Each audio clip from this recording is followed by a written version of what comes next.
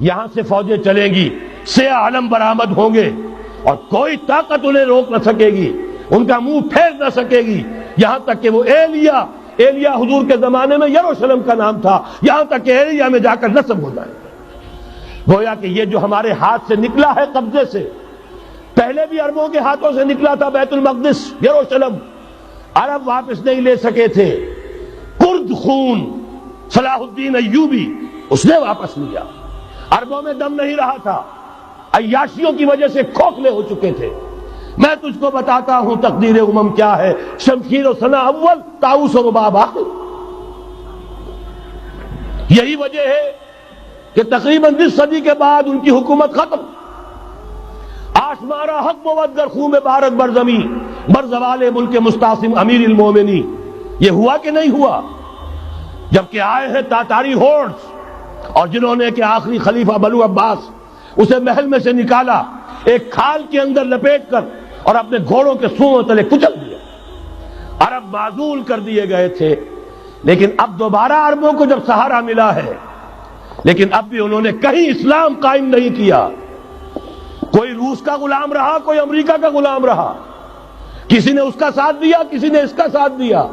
تہذیب ہے تو مغربی، تمدن ہے تو مغربی، وضع میں تم ہو نصارہ تو تمدن میں ہنود. یہ مسلمان ہیں جنہیں دیکھ کے شرمائے یہود.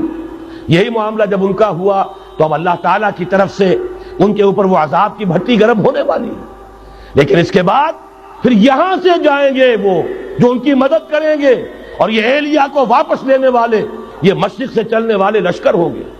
یہ اسی علاقے میں جب انقلاب آ جائے گا، یہ علاقہ خراسان اور پاکستان، جب یہاں نظام خلافت قائم ہوگا، یہاں سے اسلام کی توسیع ہوگی، اور یہاں سے جانب مشرق ہند اور جانب مغرب یہ جو یہودیوں کا سیلاب آ رہا ہے، ان دونوں کا مقابلہ کرنے کے لیے انشاءاللہ العزیز، ورنہ یہ اصابتان جو ہے ایک حدیث میں جمع کرنے کی کوئی اور حکمت ہو نہیں سکتی.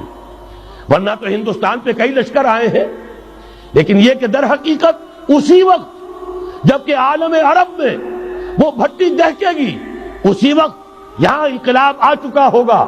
ایک طرف یہاں سے مدد کے لیے لشکر جائیں گے کہ جو مسلمان عرب جو ہیں ان کی مدد کریں گے، حضرت مہدی کے جھنڈے تلے لڑیں گے، حضرت مہدی کی حکومت کو مستحکم کریں گے، یؤتمون للمہدی.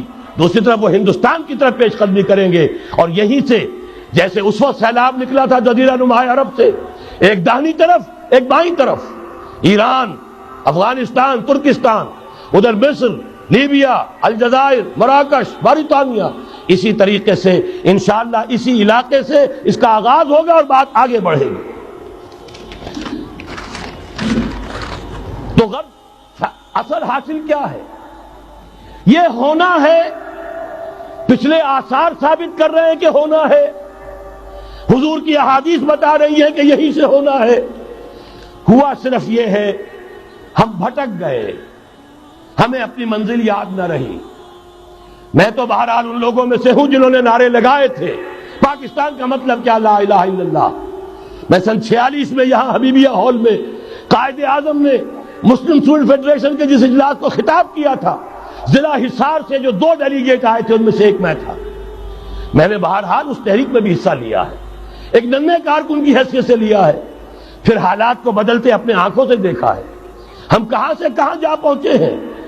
ضرورت صرف اس بات کی ہے کہ آج ہمارا حال یہ ہے، ہماری قیادت، ہماری سیاست ان لوگوں کے ہاتھ میں ہے کہ وہ فریب خوردہ شاہی کے پلاح و کرگسوں میں اسے کیا خبر کہ کیا ہے، تب وہ تابع جاویدانہ.